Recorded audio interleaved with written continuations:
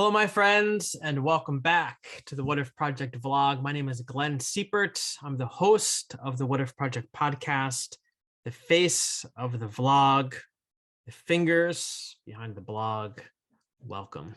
Welcome. What I want to do today is got my hacky sack. Have you ever had a hacky sack? Hacky sacks were the thing back in the day. I used to be really good at it. Not so much anymore, but I keep it on my desk.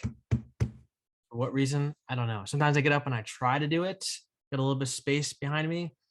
Sometimes I just like to throw it around in the air. I like the sound it makes. Yeah. Anyway, that aside, what I want to do today is I want to talk to you a little bit about kind of like a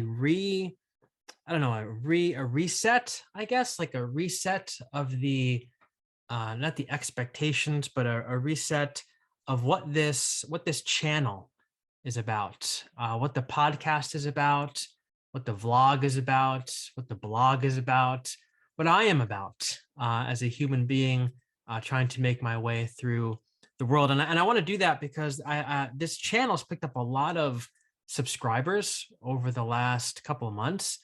And a lot of those subscribers came as a result of hearing the Bart Ehrman episode. That episode is up to like 30,000 views. And every day more people listen to it and more people subscribe to the channel. And I think that because I had Bart Ehrman on the show, maybe a lot of people are misunderstanding what this show is about and who I am. Because I've gotten a lot of comments, nice comments, not like I've gotten some crazy comments, but I've gotten a lot of nice comments, but people are just genuinely confused. Like, what is this?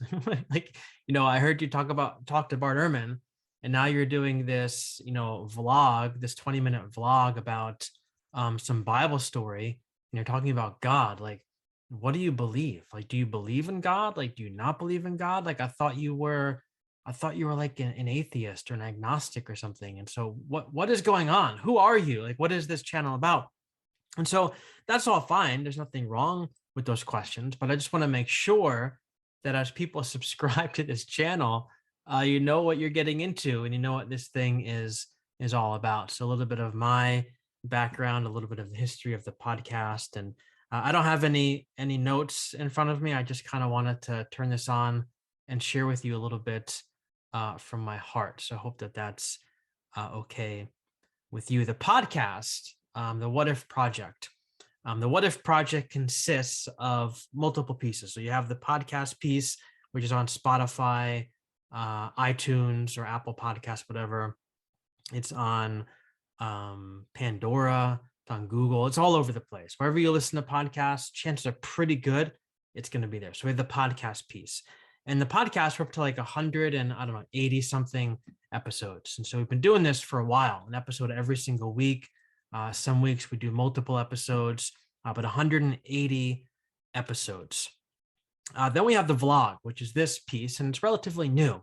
The vlog started really just for Patreon supporters. I would make a video for them every week. And then somebody said, sometimes your videos are kind of helpful. So maybe other people would benefit from the video. So I said, oh, that's actually not a bad thought. So why not release them to Patreon people first, then everybody else later? And so this vlog actually has like 50 or so episodes. There's only a handful of them that are actually posted. The other ones are just for Patreon people. But that's the second piece is the vlog. And then the third piece is the blog where I do writing. So I'll write a blog post every week. Usually goes out on Mondays, and I'll share that out. So the podcast, we have the vlog, and we have the blog.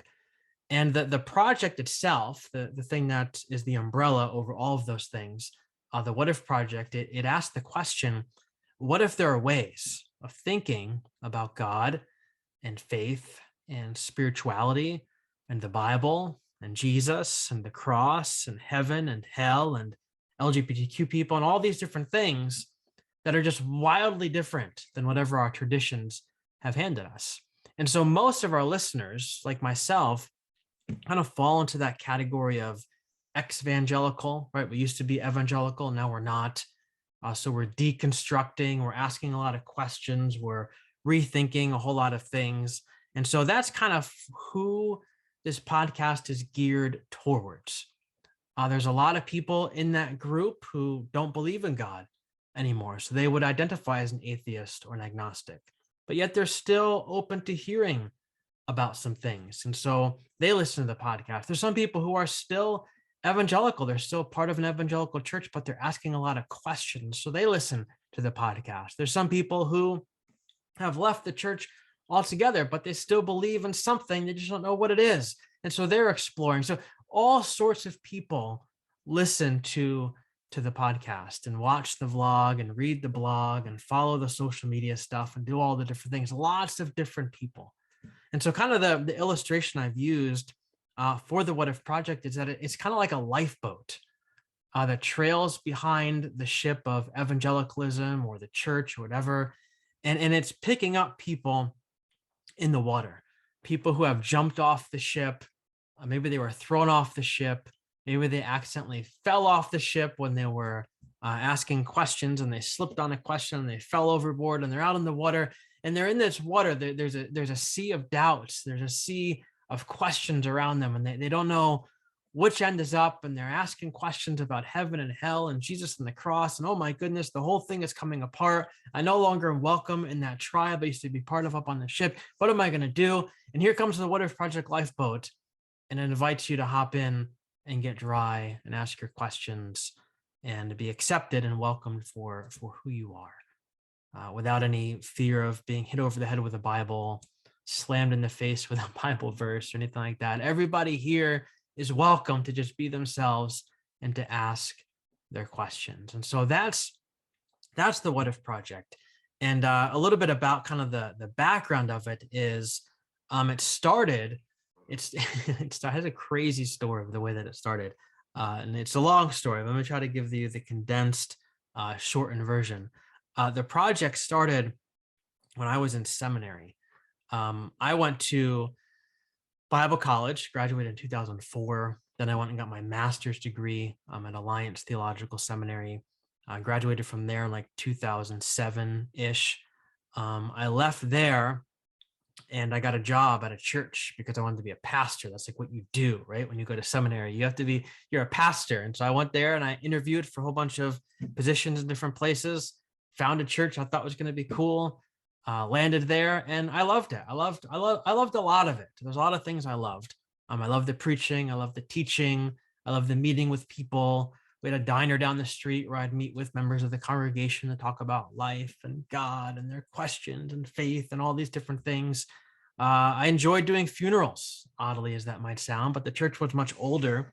And so people would pass away quite often. I think I did in 3 years there, did like 15 funerals, and I enjoyed it because I enjoyed having that last word over somebody's life, right? Like I loved crafting the funeral service to really fit the life of the person who had passed away. Like one time we had somebody who was a teacher for all of her life, and she was like 90 something when she passed away of cancer, and we geared the whole service towards like a classroom kind of theme. And the family was totally on board with this. They loved it. We had like a whiteboard up in the front, and for the homily, for the sermon, I did like a little almost like teaching for people. And I had like the markers and the erasers, and it was just a really interesting thing. And I loved doing that. And I just loved crafting a service to honor the life of the person. So I like doing that stuff. The stuff I didn't like was like all the politics of the church. Like when you're the pastor, everybody's got an opinion of what you should be doing, what you should be saying, what you shouldn't be doing, what you shouldn't be saying, what you should look like, dress like, all this kind of stuff. And like, I can't do this. We had like one meeting. We used to have what's called Consistory Meetings, which is like the gathering of the elders and deacons once a month. And we would meet, we talk about, the things of the church and things coming up and blah, blah, blah. And this was like in October. And I had mentioned in this meeting, I'd like to have a Christmas tree up in the pulpit area, behind just a Christmas tree with some lights on it for Advent, because I'm going to do a series. I want to hang ornaments on it and do something for the sermon, blah, blah, blah. This meeting erupted into an argument about how we can't have a Christmas tree in the pulpit because it will distract from the purpose of church, which is God and the Bible and all these different things. We can't have a Christmas tree in the pulpit, especially because it's a pagan thing and, blah, blah, blah, and all this kind of stuff. And I said, well, do you have a Christmas tree in your house? They're like, yeah. Well, what's the big deal? Well, we can't have it up in the front because it's going to distract from the true meaning of Christmas. So yeah, but you have an American flag in front of the church. You have an American flag in the pulpit. Why can't we have a Christmas tree in the pulpit? And it was just this meeting went on till 1:30 in the morning. And I remember I went home. I called my wife with my fiance at the time. I called her up. I said, I can't do this for much longer. I remember I talked to my mom. My mom lived in Florida at the time, and I flew down there, talked to her. I remember sitting with her and I saying, I can't do this for much longer. Like, I don't like this. I don't like doing this.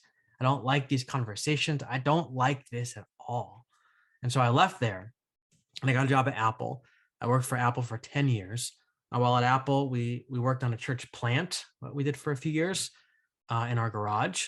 And it went pretty well. We were having a lot of fun with it, but a lot of the same stuff from other church stuff started to creep in, the politics and all that kind of stuff. I'm like, I don't want people pleasing. I was like, I don't want to do this. I don't want to do this. So before it got too big, we wrapped that up. And then I started up a blog. It was called morningencouragement.com. And I would write on that blog every single day. And I wrote on it for 500 days in a row. And it got pretty big. People started reading it. It was still very evangelical. People started reading it, though. It was being read around the world. And it got the attention of my seminary that I went to.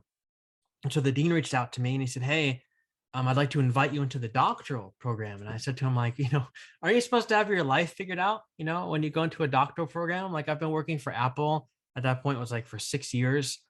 I quit my job at the church. We tried to do a church plant, we quit that too. Like, I don't know what I'm doing with my life, man. I write stuff on this blog every day, but what am I doing with my life? He said, you know what? He said, I think that, you could do a really cool project where you could talk about how churches can use social media and technology to connect with people, connect them with God. And I thought, oh, that's interesting. Like I do that with my blog. I could write about that. So I go into this doctoral program and like everybody around me is church, and they're pastors, they're heads of denominations. One guy was like a bishop, like all this kind of stuff. And, they're all, dressed in, nicer clothes. And I come in, like my hoodie and, all this kind of stuff. And I'm here to do social media and write on the internet, like, and do this kind of stuff. And I felt like really insecure, about it. And that's something I struggle with for a lot. That's a whole nother story.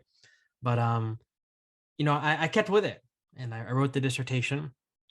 And when I was writing the dissertation, I got about 3/4 of the way through.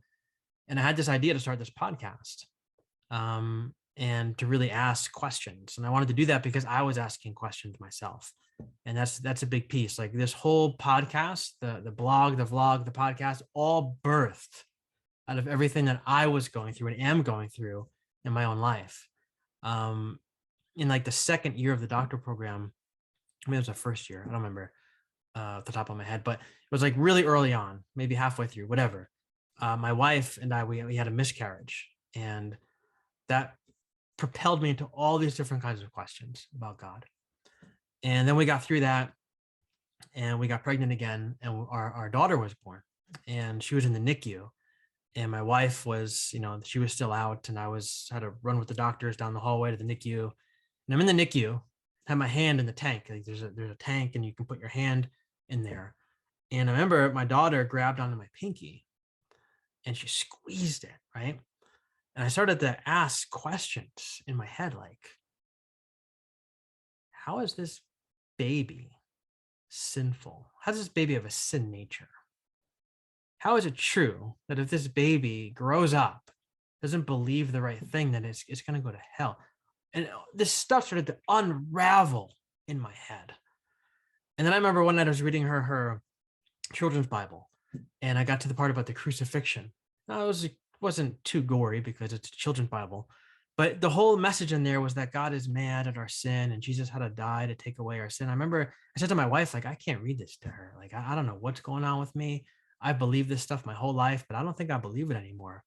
And that's a problem because I'm in seminary about to get my doctorate from an evangelical school, and I got all these questions. I don't know what to do. And so, long story short, I started this podcast because one professor who really honored my questions and I was brave enough to share them with him, he really propelled me and pushed me to do this. He said, I'll support you in it. And so I started the podcast just to kind of ask questions and to explore the things I was exploring in a public way and kind of invite other people along for the journey. And so here we are, 3.5 years later, still exploring and still doing all of the things. And so that's kind of the synopsis, I guess you could say, of the What If Project, a little glimpse into my life and into my world. And my book is coming out, like I said, last week or 2 weeks ago in January. And it's really going to explore, it's going to take people into my journey a little bit more and kind of share with people what my deconstruction has looked like in terms of rethinking things like hell and heaven and LGBTQ inclusion and the Bible and the cross and salvation, all these different kinds of things. So I very much still believe in God. I just don't believe in God the way that I used to. There's actually a chapter in the book. It's a much shorter chapter, but it's called A Letter to the God I Used to Believe in, where I kind of write this letter to the evangelical God that I used to worship and raise my hands to in song and church and all these different kinds of things. So I hope that clears up maybe some stuff for people. Maybe you have more questions about this thing. I don't know. Feel free to interact with me in the comments. I do enjoy when people comment. Feel free to interact there and send me an email, whatifproject.net@gmail.com. We can interact there as well. But this is what I do now. I quit my job, like I've said before, a few months ago. And this is what I do. I spend my mornings with my daughter while my wife is at work. When she comes home in the afternoon, I come down here and I interview people for the podcast. I prepare interviews for the podcast. I write blogs. I record vlogs like this and do all the different things. This is what I do with my life. After having my degree in Bible college, my master's degree, my doctorate, this is where it has led me to talk to people like yourself and share some ideas. So if this is helpful, you can feel free to go over to patreon.com/whatifproject, where you can go to support the show financially every month. And even if you can't do that, just coming here to listen to me blab is payment enough for me. So thank you for your time. Thank you for listening. Thank you for subscribing. If you haven't subscribed yet, please do. Give it a like, give it a dislike. You can't see dislikes anymore on YouTube, which is disappointing to me because I used to enjoy seeing who or how many dislikes something got, but I can't see that anymore. So give it a like if you like it, subscribe, give it a dislike. I won't see it anyway. But anyway, find me on social media too. Twitter, look up What If Project 18, I think. It's a new Twitter handle. I just opened up the account. Look me up on Facebook, What If Project. Look me up. Glenn Siepert is my private account. It's only for, it's not public. So if you go there and find me and you look friendly, I'll accept your friend request and we can chat some more. But anyway, thank you again for your time. Thank you for listening. Much love to you. Till next time. Peace.